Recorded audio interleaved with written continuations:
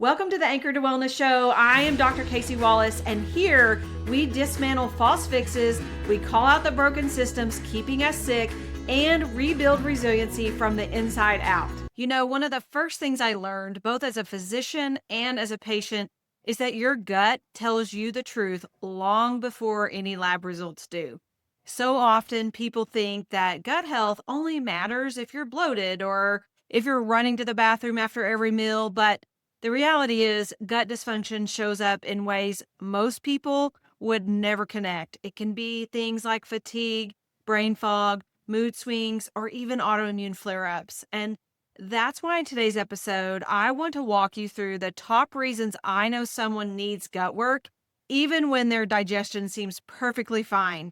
We're going to look at what the research says, what I see every week in my own practice, and how this one system quietly drives nearly every other symptom in the body.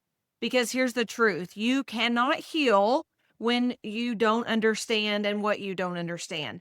And you cannot fix the leaves of a tree, and we're going to talk about that, if the roots are sick.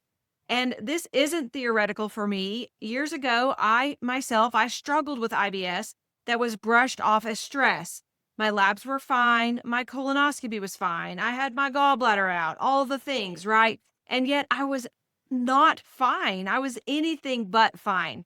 It wasn't until I looked deeper, until I found functional medicine. I looked at the microbiome. I looked at markers that show me what stomach acid levels potentially are. I looked at what things can be showing me pancreatic enzymes are off. And that is when I realized that my gut was not digesting or absorbing the very nutrients that my brain and my hormones needed to function. And when I started rebuilding that foundation, my energy came back, my mood stabilized, and the mental fog that had followed me for years, it finally lifted. And that experience completely changed how I practice medicine because I learned firsthand that the gut isn't just about digestion. It's the command center for your immune system, your brain, and your metabolism. And the science backs this up. Over 70% of your immune system lives in the gut, specifically in what's called the gut-associated lymphoid tissue, or the GALT. Your gut microbiome directly communicates with your brain through what the researchers call the gut-brain axis, where we are producing neurotransmitters like serotonin and dopamine, and those both help to regulate mood and focus. And multiple studies, including those like in Harvard and through the NIH, have shown that when intestinal permeability, it's better known as leaky gut, when that increases, when it's a problem, all these inflammatory signals rise throughout the body, setting the stage for everything from fatigue and anxiety to autoimmune disease. So when someone tells me that they're tired all the time or they're feeling moody or puffy or inflamed, even if their digestion seems fine, I already know we need to look deeper. In this episode, I'll walk you through the biggest signs I look for when deciding if gut repair needs to be part of the plan. We'll talk about what your body's been trying to tell you, how to spot the hidden signals, and why your gut is almost always the first place I start when rebuilding someone's health from the ground up. Because healing doesn't just start with chasing symptoms. It starts with repairing the roots. So I want to talk again about the tree analogy. Many people have heard me say this. We have to heal the roots, not just the leaves. So let's start with one of my favorite ways that I like to explain this, because once you see it, you can't unsee it. I tell my people this all the time. Your body is like a tree. The leaves are your symptoms or your diagnoses or whatever you've been labeled with, the things you can see and feel. The trunk is inflammation. It's usually some form of chronic, low-burning inflammation. That's the communication pathway between your organs and hormones and immune system and brain. And the roots, those are your foundations. Your gut, your sleep, your stress regulation, your nutrition, your cell health, your hormones, anything that's creating problems, we have to look through those roots. So here's the thing. When the leaves start to get wilty, when you're exhausted, bloated, irritable, foggy, or your hormones are swinging, the temptation is to just grab a quick fix to make the leaves look better. A supplement or a pill or another diet or maybe just a detox tea. But the truth is, if the roots are starving or toxic or inflamed, the entire tree will keep signaling distress no matter how many times you prune the leaves. In functional medicine, I call this a root cause hierarchy. The body is constantly adapting to stress, infections, toxins, and nutrient imbalances. And inflammation is the common language it uses to say something's wrong in the roots. Chronic low-grade inflammation has been identified as a central driver of nearly every modern chronic illness, from metabolic syndrome and depression to cardiovascular disease and autoimmunity. It's what I call the trunk that connects all the leaves you see on the surface. If you've noticed, almost every new pharmaceutical commercial on TV is talking about some sort of immunomodulating medication. That's pointing to us that so many of our disease processes are rooted in this chronic inflammation, this chronic immune system activation. And one of the most fascinating things we've learned from research is that this inflammatory response originates in the gut. Often that is where it comes from.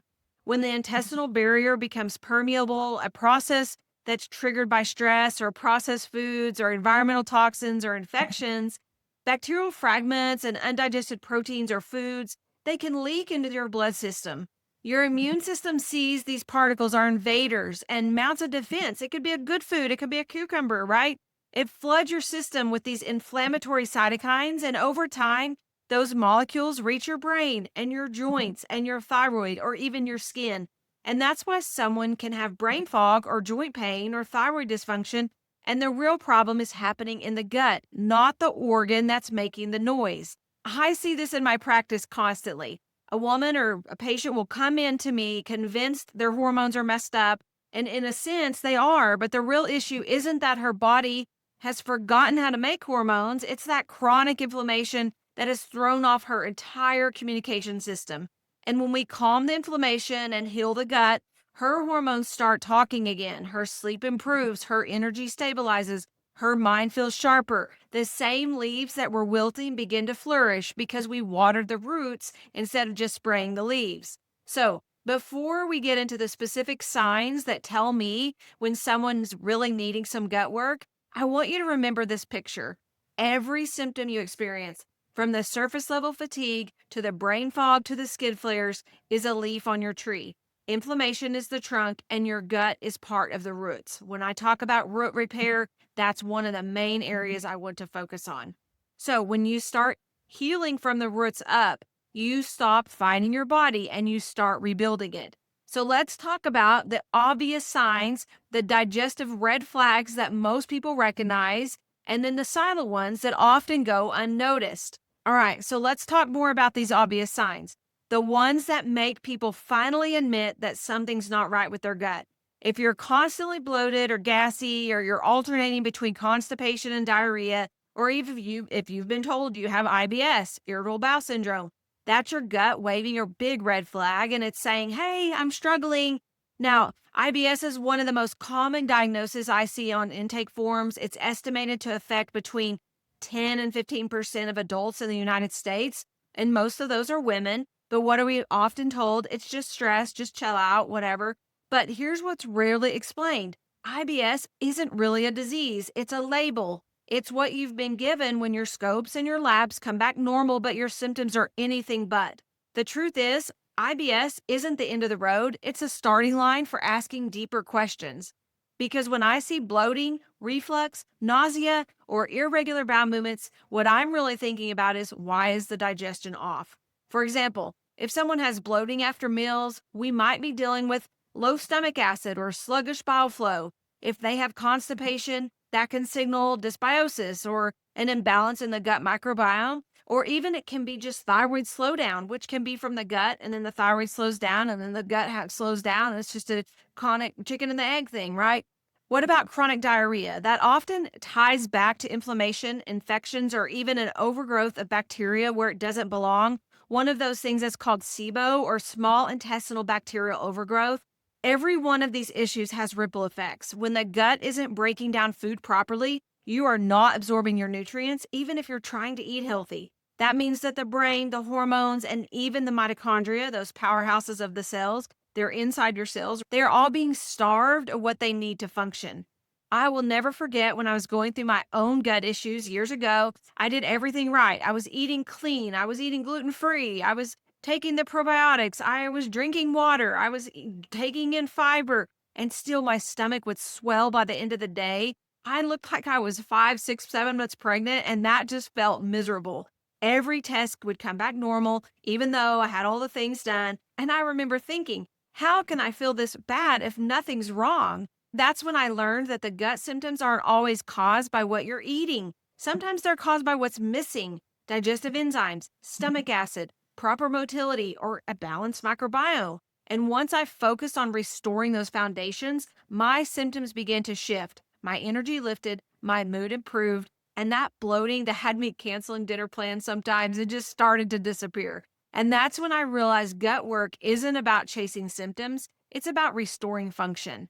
Research is showing that people with IBS and chronic bloating often have measurable changes in the gut bacteria, particularly lower levels of the beneficial bifidobacterium or the lactobacillus species.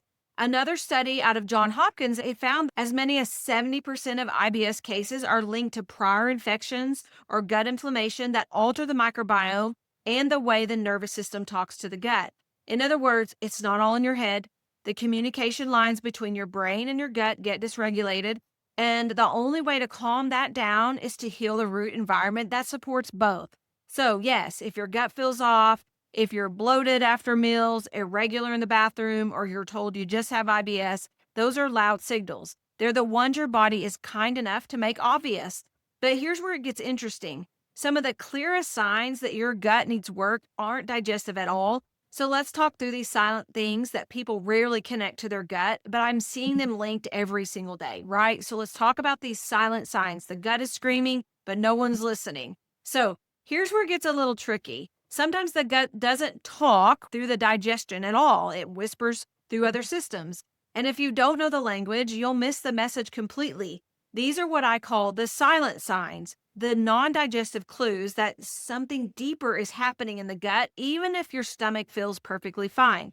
So let's talk through the first sign, skin clues. When your immune system is speaking through your skin. Let's start here because it is actually one of the biggest detox organs, the skin is, and one of the first places inflammation likes to show itself.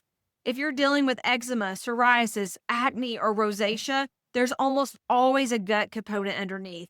Research has shown that people with these chronic skin conditions often have altered microbiomes and increased intestinal permeability, that leaky gut that allows inflammatory compounds and endotoxins, those bacterial secreting toxins, to leak into the bloodstream.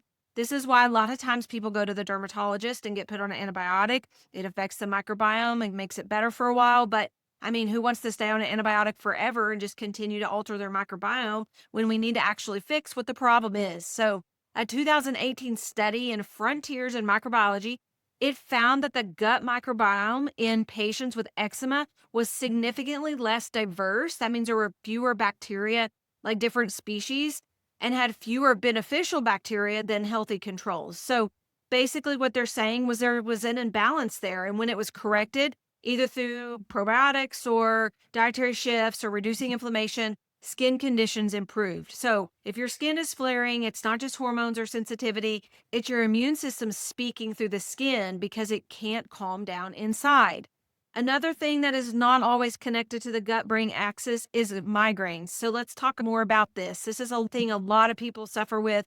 Most people have no idea that chronic headaches can actually start in the gut.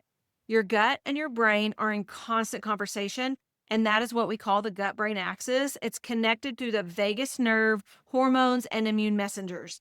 About 90% of your serotonin, that neurotransmitter that affects mood and pain perception, it's made in your gut. So when the gut is inflamed, serotonin metabolism is altered, and that can trigger the nervous system to become overly reactive, leading to headaches, mood swings, and even depression or anxiety. So there was a review in 2021, Frontiers in Neurology. It found that people with migraines are significantly more likely to have IBS and other gut disorders. It's a two-way street. The gut inflames the brain, and then the brain sends distress signals back to the gut. And that's why so many of my people tell me, I've tried everything for my headaches, medications, supplements, Botox, but nothing sticks. And once we finally repair their gut and stabilize inflammation, their migraine frequency drops, sometimes by half within just weeks and months. So they're relying on much less medication. Another thing that is also being controlled by the gut. A lot of the times that we don't put with the gut is mood, fatigue, and the nervous system connection. So let's talk more about the mood. If you've ever felt tired but wired, anxious for no reason, or like your fuse is shorter than it used to be, there's a good chance your gut is involved. And they're the same inflammatory cytokines that drive gut dysfunction also cross into the brain, and that can affect the mood regulating pathways. The gut microbiome helps regulate neurotransmitters, again, like serotonin, dopamine, GABA, which is why gut imbalances are now being linked to anxiety and depression in study after study. I tell my people all the time, your nervous system can't be calm if your gut is inflamed. You can meditate and journal and breathe all day long. And yes, I wholeheartedly believe in all of that. You have to do those things to even heal your gut too. But if your gut lining is leaking inflammatory messengers, your brain will stay in survival mode. One of, I feel, the most ignored things, the most powerful gut signal is autoimmunity. It's so ignored that the gut is so involved. One of the biggest red flags that tells me that gut work is needed, even if we feel like our digestion feels fine, is autoimmunity, or especially early autoimmune markers. It's estimated that over 80% of autoimmune diseases begin with increased intestinal permeability, leaky gut. There's a leading researcher on this topic, Dr. Alicia Fasano, and they call the gut barrier the gateway to autoimmunity. Once that barrier breaks down, your immune system starts confusing self-tissue with foreign invaders. So I'm going to share a story here with you. A few years ago, I had a patient. She was in her mid-30s, vibrant, she was hardworking, and she was terrified because her body was turning against her. She had joint pain, fatigue, skin rashes, and brain fog, and every specialist she saw said the same thing. Your labs are fine, but something might be brewing, so let's just wait and see. Like, who wants to wait and see? She was kind of caught in that no man's land of modern medicine, like she wasn't sick enough to treat, but clearly not well. When she came to me, we ran a comprehensive stool test, an adrenal panel, and a lot of different nutrient markers. And what we found was really stunning. We found a lot of dysbiosis.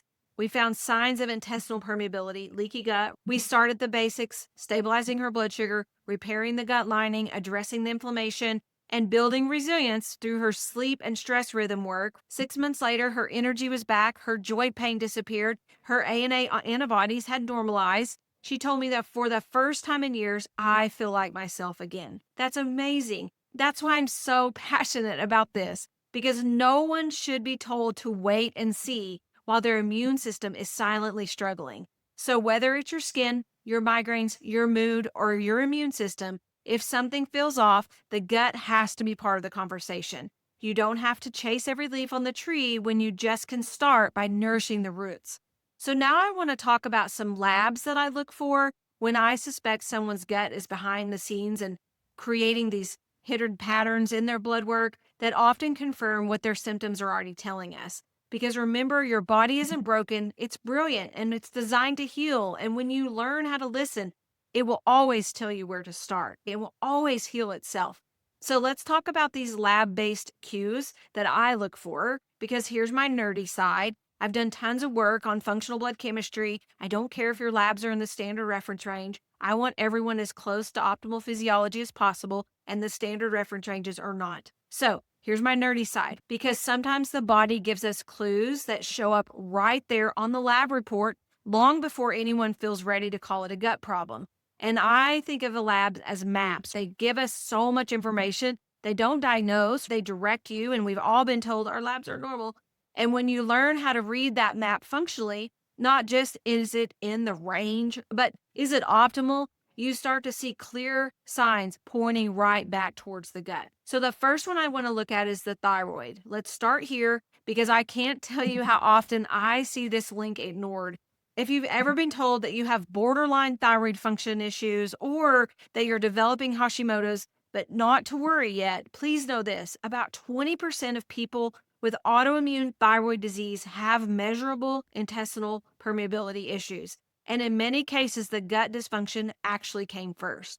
Your thyroid hormones depend on adequate gut bacteria to convert inactive T4 into active T3. And by the way, most doctors are not measuring that. They're just saying, oh yeah, your thyroid's normal based off of TSH. I used to say that all the time too. And now I'm like, I used to say that. I'm so sorry. But anyway, so inactive T4 goes into active T3. It largely depends on the gut. If the bacteria is off, that conversion stalls. So even when your labs look normal, you can feel sluggish, constipated, and mentally foggy because the gut isn't pulling its weight. It's creating a hypothyroid picture. Your body's functioning hypothyroid even when your thyroid labs are normal. It's a thing because it all goes back to that standard reference range issue. Those are not optimal. They're not optimal. We have to get the thyroid functioning optimally. Now I look at the white blood cell counts. I look at the immune systems.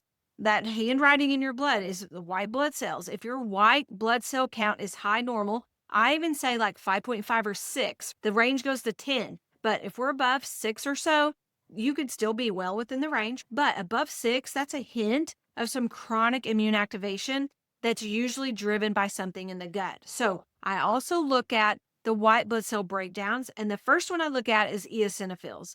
They are really working towards fighting off allergies or food sensitivities and even intestinal parasites. When they're elevated, that often shows that something is off in the gut and it's being created by those foods or even yeast overgrowth or even intestinal parasites. Gross. I find this all the time. So lymphocytes trending high can suggest there are viral triggers or ongoing immune stress.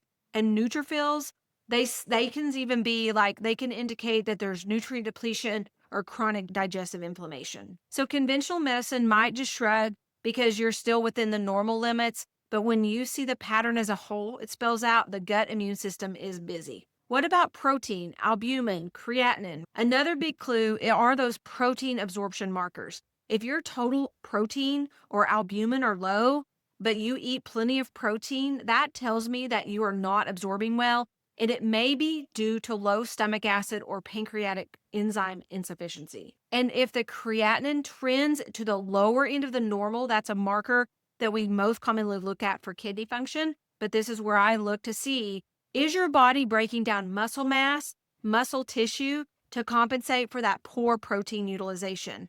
Essentially, your system is recycling its own resources because it's not getting enough from digestion. I once had a patient whose protein, it was like, I don't know, it was even just like 6.7 or something, which is normal. She was eating high protein, but after running a stool analysis, we found low elastase, which is a pancreatic enzyme marker, and it shows significant dysbiosis. Supporting her digestion with targeted enzymes and rebuilding her microbiome brought her back to 7.2 in just a few weeks, and her energy improved, her brain fog improved. So even though it can show normal on the labs, if it's trending low normal, we can definitely get some clues from that.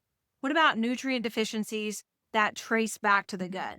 What about things like B12, iron, ferritin? They often point back to a gut malabsorption issue or low stomach acid. It's not just the diet. These nutrients rely heavily on gastric acid and intestinal integrity for uptake. And when they're low, fatigue, brain fog, mood changes, they can all follow. And here's the kicker, you can supplement all you want, but if the gut barrier isn't healed, it's like pouring water into a bucket full of holes. So that's why I look into functional testing for deeper insight. When I really want to see what's going on under the surface, I use comprehensive stool testing. It measures digestion and inflammation, the microbiome diversity, and even markers for immune function like secretory IgA. I often tell my people, this is your gut's report card. It shows whether your digestive fire is strong, your microbial neighborhood is balanced, and your immune system is calm or on overdrive. In my group program, the Resiliency Reboot, we use this kind of testing to build personalized protocols. So you're not guessing which supplements to take or what foods to eliminate. You're working from data and not desperation. I can tell you my gut would have probably never been healed if I had not seen all these findings on a stool analysis. So if you've ever been told your labs are fine, but you feel anything but fine, remember this: normal doesn't mean optimal. Your body leaves these little breadcrumbs, and when you know how to read them, they often lead straight back to the gut. So I want to talk more about why all this matters and how gut health influences every system and why fixing the roots changes not just your digestion, but your metabolism, your hormones, and even your brain. So why does this matter? By now, you've probably realized the gut isn't just about digestion. It's the foundation of everything else. When the gut is healthy, your hormones, your metabolism, and even your brain have the raw materials and stable communication they need to thrive. When it's not, it's like trying to build a house on quicksand. No matter how beautiful the design looks, nothing will hold. So let's talk about gut health and metabolism, because one of the biggest transformations I see when we begin gut repair is this very thing. Inside every cell is your mitochondria. Those are those little power plants. They're producing energy. They depend on nutrients that are absorbed through the gut. And if digestion is poor or inflammation is high, those mitochondria don't get their fuel. You can't drive your car without fuel. That's why so many women I work with say, I'm eating clean, I'm exercising, and I still feel exhausted. There was a study from Nature's Review Endocrinology, and it showed that inflammation originating in the gut alters insulin sensitivity and energy metabolism. So, what does that mean? When your gut is inflamed, your metabolism slows, cravings increase, and fat storage becomes a protective response, right? Once we calm that inflammation, women often notice something amazing. They stop craving sugar all the time. Their energy feels steady and weight starts to release without just burning through like, oh, I can do this, my willpower, my willpower. They're no longer fighting biology. We are restoring it. So now let's talk about the gut health and hormones. There's actually a group of bacteria in your gut called the estrobolome, and its job is to help metabolize estrogen. When that bacterial balance is disrupted, estrogen can build up in the body, leading to symptoms like PMS, bloating, irritability, and weight gain around the hips and thighs. Repairing the gut helps regulate hormone clearance through the liver and bile, and when in each turn, that restores our hormonal balance. And when cortisol, that stress hormone, finally drops out of overdrive because inflammation comes down, your thyroid, your progesterone, your insulin, they all start communicating again. So when I say gut repair balances your hormones, it's not a catchphrase. It is physiology. What about gut health and brain function? That is the part that most people never connect to the gut, but they feel it every single day. That foggy thinking, the irritability, the lack of motivation, it's not just in your head, it's your microbiome.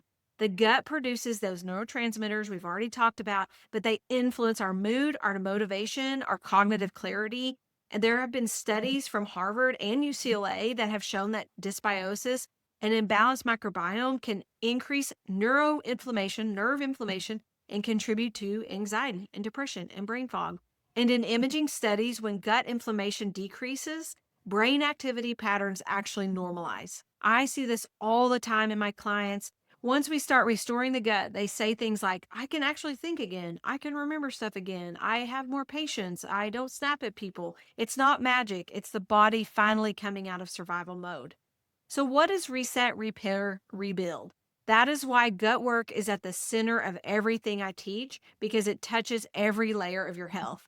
When we reset, we stabilize rhythms and calm inflammation so your system can feel safe.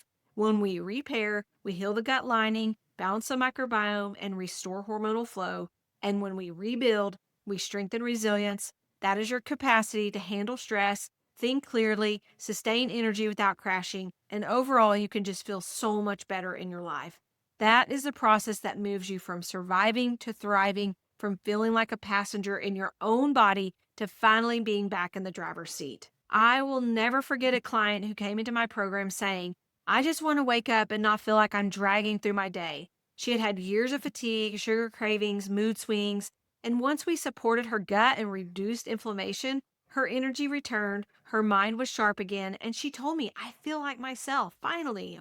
And that's really what this is all about. Not perfection, not chasing trends. It's about rebuilding your capacity to feel alive physically, mentally, and emotionally. So yes, the gut matters, because when you heal the roots, everything above them begins to flourish again.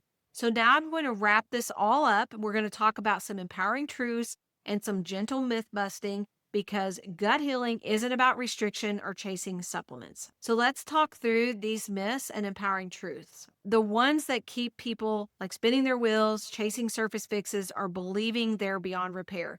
Because here's the truth, your body is incredibly intelligent. It doesn't need to be forced. It needs to be understood. So myth number 1, I'll just take a probiotic. Tried that. Didn't work. Makes me smile every time. Now, don't get me wrong. Probiotics can be helpful, but they're not a magic bullet. If your gut is inflamed, if you're under eating protein, or if your stomach acid is low, just dumping more bacteria is in there is like planting seeds in dry toxic soil. That microbiome can't thrive until the terrain is ready. That means we have to have calmed immune system, repair the gut lining, stabilize your nervous system, and support digestion first. There was a 2021 review in Cell Host and Micro magazine that actually found that probiotics are most effective after the gut environment has been primed. So that's when diversity is supported by nutrition and prebiotics and reduced inflammation. So it's not that they don't work, it's that they're further down the line. Like it's not just blast your system with more probiotics. Myth number 2, it's just aging. No, that's one of the biggest lies women have been sold. If it were simply aging, everyone at the same age would decline at the same rate. And we know that's just not true. Research now shows that biological age, the health of your cells, can be dramatically different from your chronological age. And your gut plays a huge role in that. There's a study, 2020, Nature Metabolism. It found that people with diverse, balanced microbiomes actually had younger biological age than their peers, regardless of birth year. So when you strengthen the gut, you're not only improving digestion, you're slowing the biological clock. I see this all the time. We start a gut protocol expecting less bloating, and 6 months later, they're sleeping better, their skin is glowing, and their labs look 10 years younger. So no, it's not aging, it's information, and your gut holds the key to that. Myth number 3, I can't heal this, I've tried everything. If I could sit across from every woman who's ever said that, I would just take your hand and say, you haven't tried everything. You've tried everything out of order, or you haven't tried in my sequence or whatever. Healing isn't about intensity, it's about sequence. And that's what conventional healthcare is often missing. If you've tried these endless supplements and diets and detoxes, but never built stability in your nervous system or addressed the inflammatory load coming from the gut, your body has been stuck in survival mode. It can't heal while it's still defending. And that's why I teach this inside my program. We always start reset, repair, rebuild. We calm the system first, repair the roots second, and rebuild capacity last, because that's how biology actually works. And the moment the body feels safe, it starts to heal every time. What about myth number 4? If I just eat clean, my gut will heal. I tried that too. Eating whole food matters, yes. But if you're living on stress hormones and skipping sleep or eating in a constant rush, you could be doing all the right things and still not absorbing them. The gut is directly linked to the vagus nerve, the communication line between your brain and your digestive organs. And when you're in fight or flight, digestion literally shuts down. So yes, eating nourishing foods is first and foremost, it is important, but also you have to nourish deeper down. We have to take some deep breaths before we eat. We have to balance that parasympathetic and sympathetic tone. We can step outside into the sunlight in the morning and go for that evening walk. These are small things that really start to reset your nervous system and start to turn digestion back on. Myth number 5. Once my gut is fixed, I'll never have to think about it again. Oh gosh, I wish. The truth is, the gut is like a garden. It thrives with attention, diversity, and rhythm. Once you heal it, your job becomes maintenance, living in sync with your circadian rhythm, nourishing your microbiome, and managing stress before it manages you. That's not punishment, it's empowerment.